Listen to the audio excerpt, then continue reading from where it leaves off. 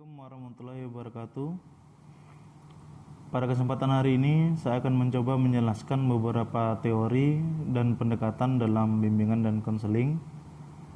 Semoga para praktisi bimbingan dan konseling, para mahasiswa bimbingan dan konseling, kemudian dosen-dosen bimbingan dan konseling dapat mengimplementasikan beberapa teori dan pendekatan bimbingan konseling yang akan saya jelaskan pada pelayanan bimbingan dan konseling ataupun penelitian yang akan dilaksanakan. Terima kasih.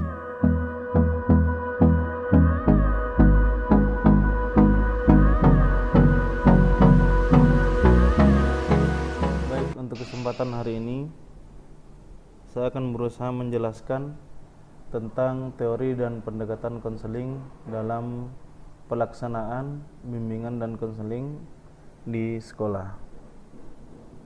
Perlu diketahui bahwa teori dan pendekatan konseling yang saya akan bawakan ini merupakan bentuk review kembali, mengingat kembali tentang teori dan pendekatan BK yang mungkin sudah kita bahas sebelumnya. Yang pertama yang akan saya bahas adalah tentang pendekatan konseling behavioral. Jadi pendekatan konseling behavioral itu fokus utamanya adalah terhadap tingkah laku manusia. Sebagai konsep dasarnya bahwa manusia itu adalah makhluk yang reaktif, artinya makhluk yang tanggap, yang tingkah lakunya dikontrol dan dipengaruhi oleh faktor-faktor dari luar. Kemudian konsep dasar yang kedua adalah dalam pendekatan behavioral bahwa tingkah laku seseorang itu ditentukan oleh banyak dan macamnya penguatan yang diterima dalam situasi hidupnya.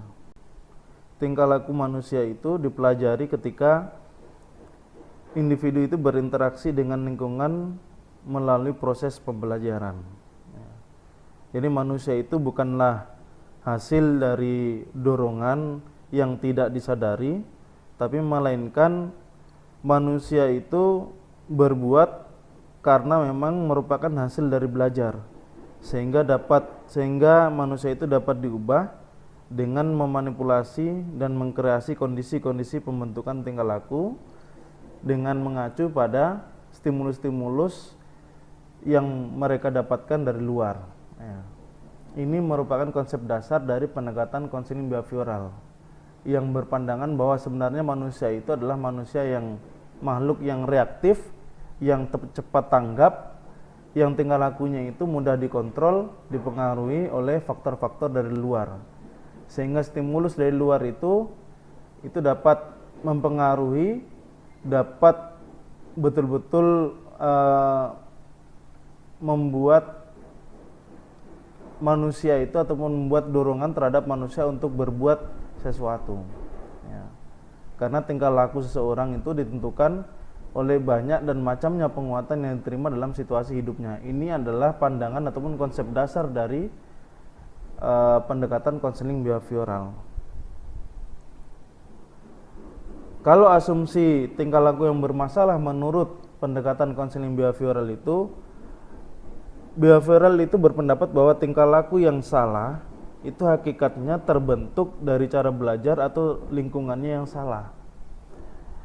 Jadi behavioral itu berpendapat bahwa ketika manusia itu berbuat salah, maka pada hakikatnya dia berbuat salah itu karena memang dorongannya yang salah, pengaruhnya yang salah, sehingga dia berbuat kesalahan. Itu salah satu asumsi dasar ataupun asumsi tingkah laku yang bermasalah dari behavioral.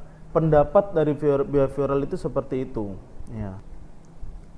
Sedangkan tujuan dari behavioral itu yaitu menghapus atau menghilangkan tingkah laku maladaptif atau masalah untuk digantikan dengan tingkah laku yang baru. Jadi memang tujuan dari behavioral itu salah satunya adalah untuk menghapus ataupun menghilangkan tingkah laku yang bermasalah untuk digantikan dengan tingkah laku yang baru, yaitu tingkah laku yang adaptif ataupun yang tidak bermasalah yang diinginkan oleh kliennya. Konsep dasar dari behavioral adalah manusia itu adalah makhluk yang reaktif, yang tingkah lakunya dikontrol atau dipengaruhi oleh faktor-faktor dari luar, artinya manusia itu berbuat atas dorongan dari luar, ya, sehingga behavioral itu berpendapat bahwa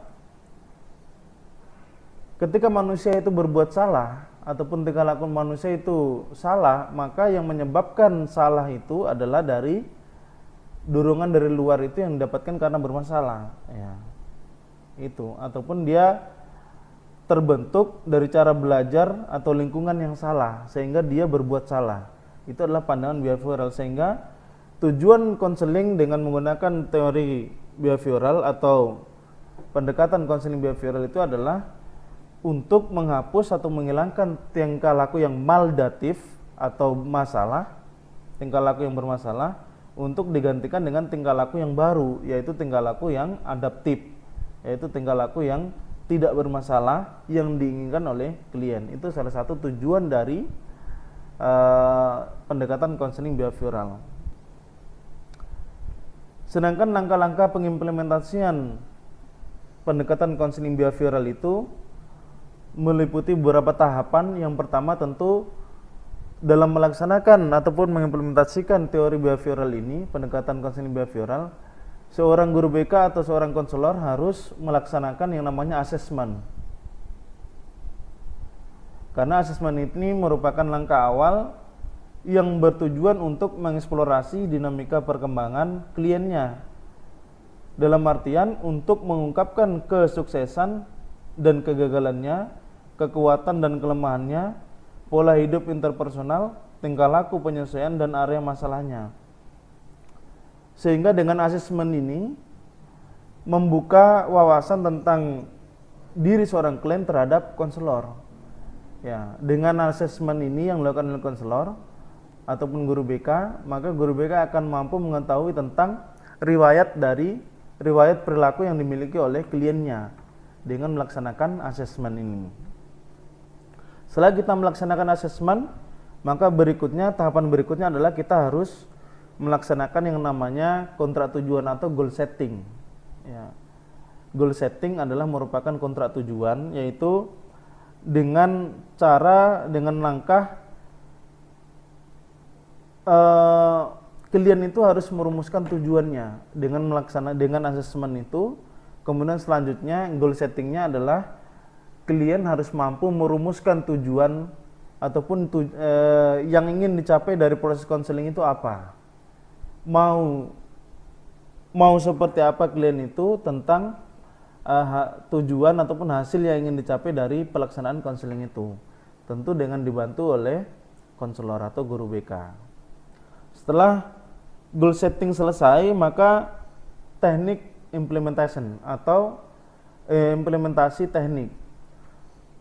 Setelah klien mampu merumuskan tujuan dari pelaksanaan konseling itu, maka selanjutnya adalah pengimplementasian teknik dari behavioral. Ya.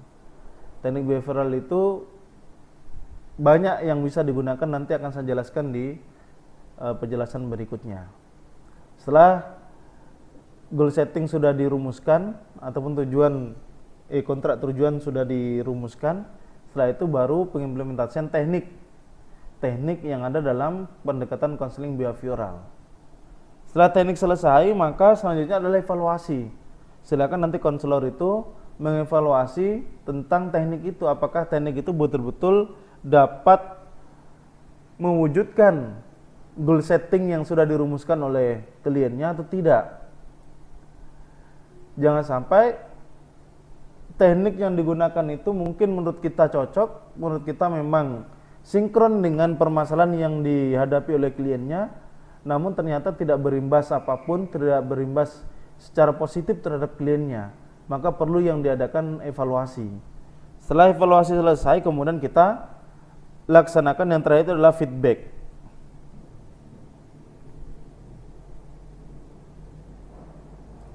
Feedback itu merupakan artinya konselor memberikan dan menganalisis umpan balik untuk memperbaiki dan meningkatkan proses konseling. Hanya berupa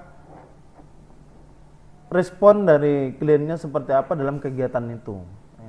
Inilah 5 tahapan dalam langkah eh, pengimplementasian pendekatan konseling behavioral dalam permasalahan siswa.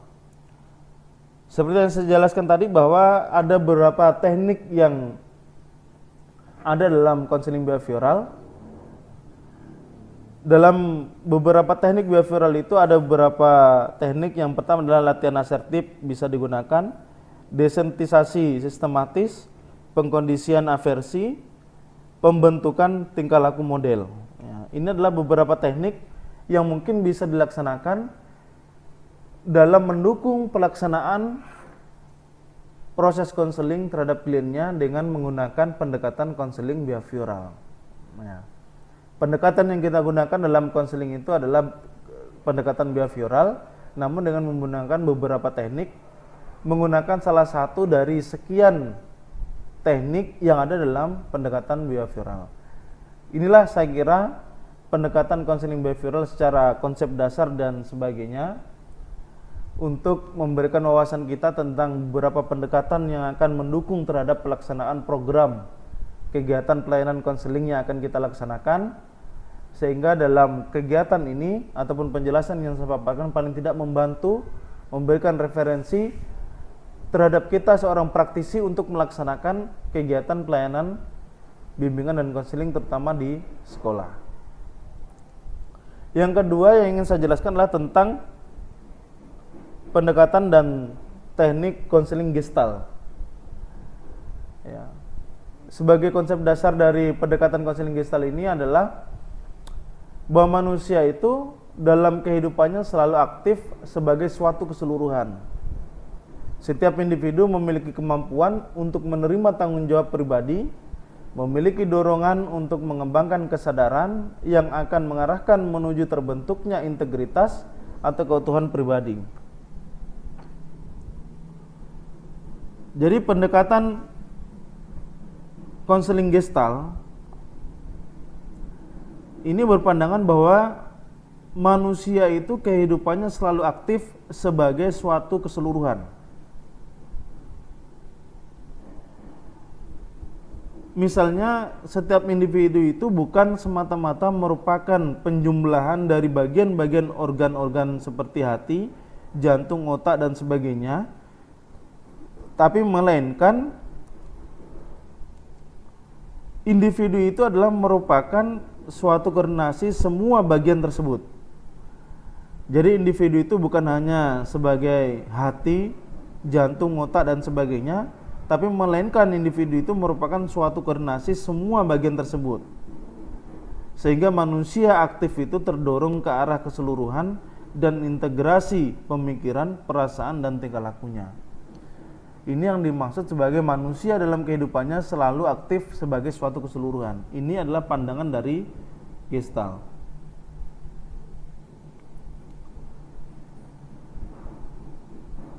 Setiap individu memiliki kemampuan untuk menerima tanggung jawab pribadi, memiliki dorongan untuk mengembangkan kesadaran yang akan mengarahkan menuju terbentuknya integritas atau kehidupan keutuhan pribadi. Maksudnya adalah pada hakikatnya manusia menurut pendekatan Gestalt ini adalah manusia itu tidak dapat dipahami kecuali dalam keseluruhan konteksnya.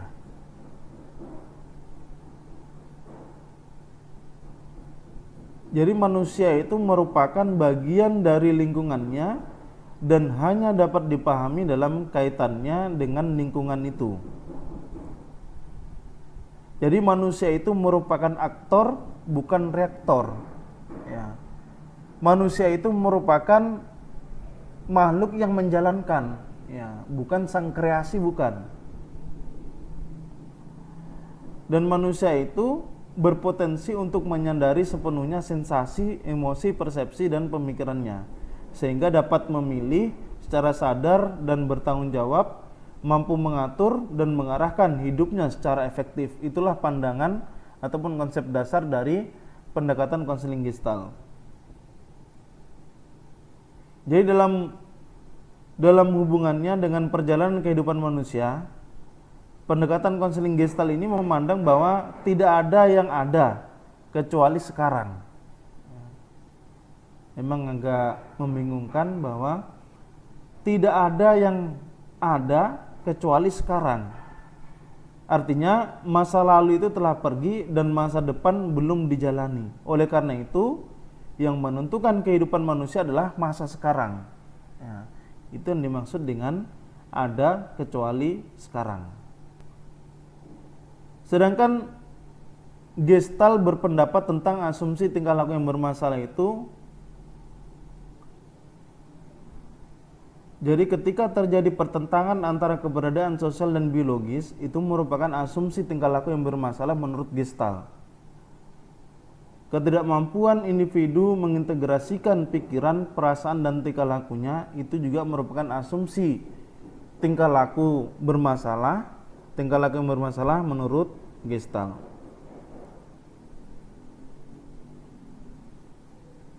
Sehingga tujuan utama dari konseling Gestalt, pendekatan konseling Gestalt ini adalah membantu klien agar berani menghadapi berbagai macam tantangan maupun kenyataan yang harus dihadapi. Tadi asumsi tingkah laku yang bermasalah itu salah satunya adalah melarikan diri dari kenyataan yang harus dihadapi, terjadi pertentangan antara keberadaan sosial dan biologis, ketidakmampuan individu mengintegrasikan pikiran, perasaan, dan tingkah lakunya.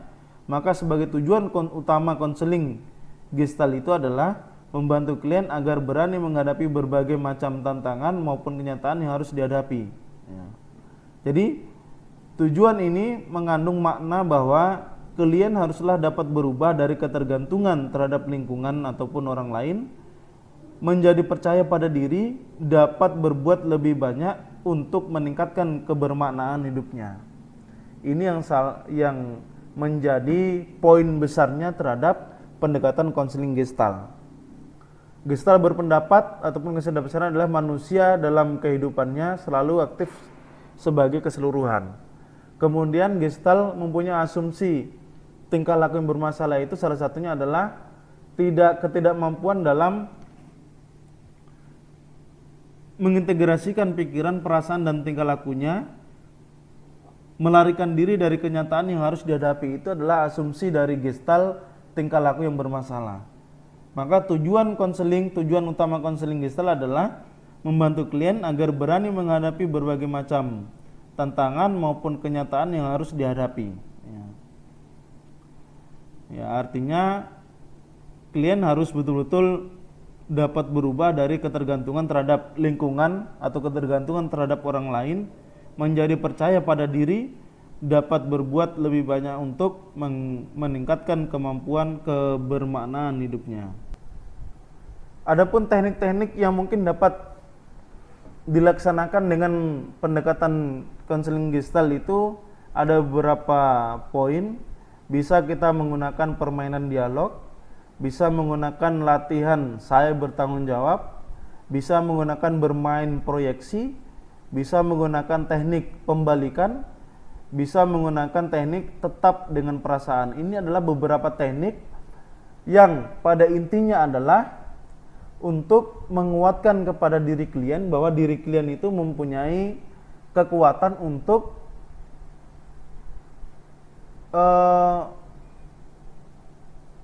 betul-betul bisa bertanggung jawab terhadap apa yang sudah dikerjakan. Ya, ini beberapa teknik yang bisa digunakan dalam pendekatan konseling Gestalt. Ada permainan dialog, latihan saya bertanggung jawab, kemudian bermain proyeksi, teknik pembalikan, dan tetap dengan perasaan. Ini adalah 5 teknik yang mungkin bisa dikaitkan, bisa digunakan dalam pendekatan konseling Gestalt. Saya kira ini pendekatan konseling Gestalt yang dapat saya jelaskan secara ringkas.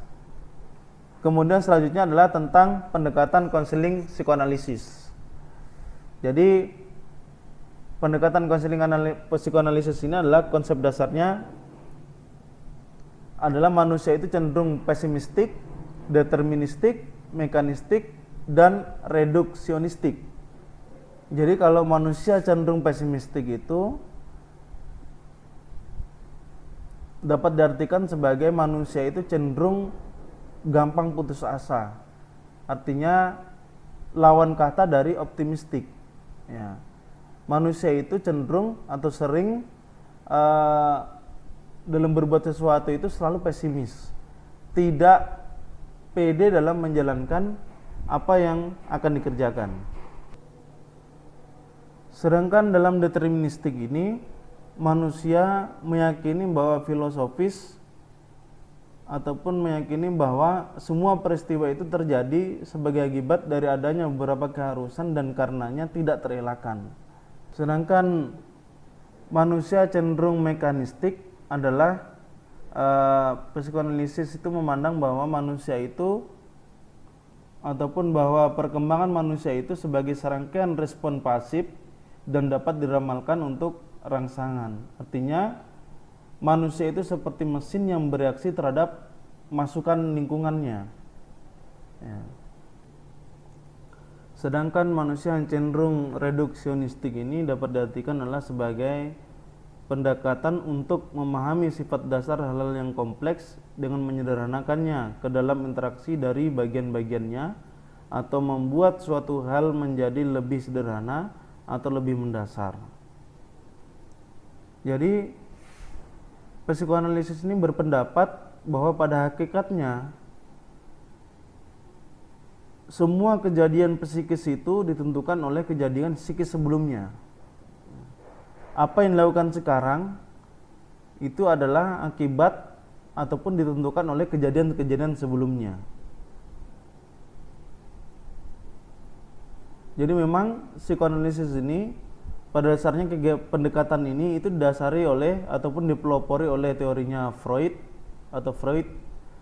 bahwa kepribadian seseorang itu mempunyai 3 unsur, yaitu id, ego, dan superego.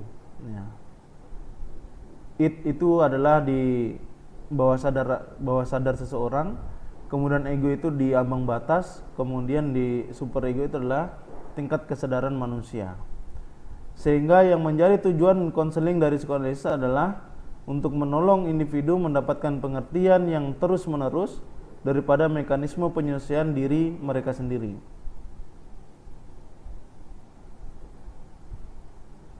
Sehingga dalam langkah-langkah yang mungkin bisa ditempuh dalam pelaksanaan pendekatan konseling psikoanalisis adalah dengan beberapa tahapan, yaitu yang pertama konselor itu harus menciptakan hubungan kerja dengan klien, kemudian tahap krisis bagi klien, kemudian mengingatkan kembali terhadap masa lalu klien terutama pada masa kanak-kanaknya, pengembangan resistensi untuk pemahaman diri, pengembangan hubungan transparansi klien dengan konselor, melanjutkan lagi hal-hal yang resistensi, menutup wawancara konseling. Adapun teknik-teknik konseling dalam psikoanalisis itu ada beberapa item, beberapa poin, yaitu bisa menggunakan asosiasi bebas, kemudian menggunakan teknik analisis mimpi, interpretasi, analisis resistensi, dan analisis transferensi. Memang dalam pendekatan konseling psikoanalisis ini adalah merupakan pendekatan yang mungkin sangat berat untuk dilaksanakan karena teori ini sangat bergantung pada psikologi seseorang, berbeda dengan behavioral, berbeda dengan gestalt yang sangkut pautnya itu terhadap perilaku seseorang. Ya, sehingga praktisi BK maupun dosen BK itu dalam melaksanakan psikoanalisis itu sangat susah. Bahkan hanya sedikit dari praktisi BK itu yang bisa melaksanakan penelitian BK atau pelaksanaan pelayanan BK itu menggunakan psikoanalisis. Pendekatan selanjutnya yang akan saya jelaskan adalah tentang pendekatan konseling rasional emotif. Rasional emotif ini berpandangan ataupun konsep dasarnya adalah manusia pada dasarnya adalah unik. Ya, manusia itu adalah manusia yang unik, memiliki kecenderungan untuk berpikir rasional dan irasional. Jadi konsep dasarnya adalah manusia unik, ya, memiliki kecenderungan untuk berpikir secara matang, berpikir secara benar, dan berpikir secara tidak benar. Ya, konsep dasarnya dalil rasional emotif. Jadi ketika manusia itu berpikir dan bertingkah laku rasional, manusia akan efektif, bahagia dan kompeten. Tapi ketika berpikir dan bertingkah laku irasional, maka individu itu menjadi tidak efektif. Ya. Ini adalah yang menjelaskan bahwa manusia pada dasarnya adalah manusia yang unik yang memiliki kecenderungan untuk berpikir secara rasional dan irasional. Jadi ketika manusia itu berpikir secara rasional, maka manusia itu atau individu itu akan efektif ataupun bahagia dan berkompeten. Artinya manusia itu akan menjadi bahagia dan efektif. Tapi sebaliknya, ketika manusia itu berpikirnya atau bertingkah lakunya irasional, maka dia akan menjadi tidak efektif lagi, akan tidak bahagia. Itu konsep dasar dari pendekatan konseling rasional emotif. Yang kedua adalah perasaan dan pikiran negatif serta penolakan diri harus dilawan dengan cara berpikir yang rasional dan logis yang dapat diterima menurut akal sehat serta menggunakan cara verbalisasi yang rasional. Asumsi tingkah laku yang bermasalah menurut pendekatan rasional emotif adalah, jadi pada dasarnya dalam perspektif pendekatan konseling rasional emotif ini, tingkah laku yang bermasalah itu adalah merupakan tingkah laku yang didasarkan pada cara berpikir yang irasional. Jadi ketika ada seseorang yang berpikirnya irasional, maka menurut rasional emotif itu adalah perilaku yang bermasalah. Ciri-cirinya adalah berbicara yang tidak dapat dibuktikan, menimbulkan perasaan yang tidak enak atau kecemasan, kekhawatiran, prasangka yang sebenarnya tidak perlu. Itu adalah ciri-ciri dari pemikiran yang irasional. Dan itu menurut konseling rasional emotif itu adalah tingkah laku yang bermasalah. Teknik-teknik dalam pendekatan ini, pendekatan rasional emotif yang dapat digunakan adalah bisa kita menggunakan asertif adaptif, bermain peran, imitasi. Itu yang bisa kita laksanakan untuk menggunakan ataupun melaksanakan pendekatan konseling rasional emotif. Kemudian selanjutnya adalah tentang pendekatan konseling trait and factor. Jadi konsep dasar dari pendekatan konseling trait and factor ini adalah manusia merupakan sistem sifat atau faktor yang saling berkaitan antara satu dengan lainnya, seperti kecakapan, minat, sikap, dan temperamen. Manusia mempunyai potensi untuk berbuat baik atau buruk. Manusia berusaha untuk menggunakan pemahaman diri dan pengetahuan kecakapan dirinya sebagai dasar bagi pengembangan potensinya. Jadi dalam hal ini, manusia berusaha untuk menggunakan pemahaman diri dan pengetahuan kecakapan dirinya sebagai dasar bagi pengembangan potensinya. Artinya, manusia mempunyai potensi untuk berbuat baik atau buruk. Adapun tujuan dari pendekatan konseling trait and factor ini, yaitu dapat membantu individu mencapai perkembangan kesempurnaan berbagai aspek kehidupan manusia, dapat juga membantu individu dalam memperoleh kemajuan memahami dan mengelola diri dengan cara membantunya menilai kekuatan dan kelemahan diri dalam kegiatan dengan perubahan kemajuan tujuan-tujuan hidup dan karir. Sedangkan dalam tahapan proses konseling menggunakan trait and factor ini, yang pertama konselor harus melaksanakan analisis, kemudian sintesis, diagnosis, konseling, dan tindak lanjut. Analisis itu artinya konselor harus mengumpulkan berbagai informasi dan data mengenai kliennya, karena itu sebagai dasar perlakuan terhadap kliennya yang dimiliki oleh konselor.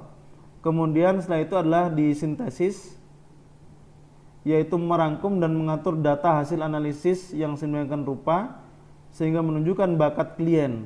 Dengan menganalisis itu kemudian kita sintesis dan didiagnosis. Ya, jadi tujuannya adalah untuk menemukan ketetapan dan pola yang dapat mengarahkan kepada permasalahan, sebab-sebabnya serta sifat-sifat klien yang relevan.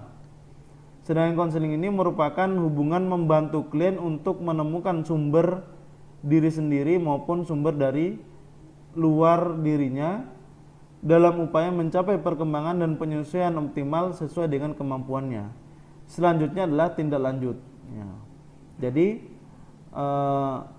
tindak lanjut ini artinya konselor memberikan bantuan kepada klien dalam menghadapi masalah dengan mengingatkannya kepada masalah sumbernya sehingga menjamin keberhasilan konseling. Jadi teknik yang digunakan guru BK atau konselor itu harus disesuaikan dengan individualitas klien, mengingat bahwa individu itu sifatnya unik sehingga tidak ada teknik yang baku yang berlaku untuk semua klien.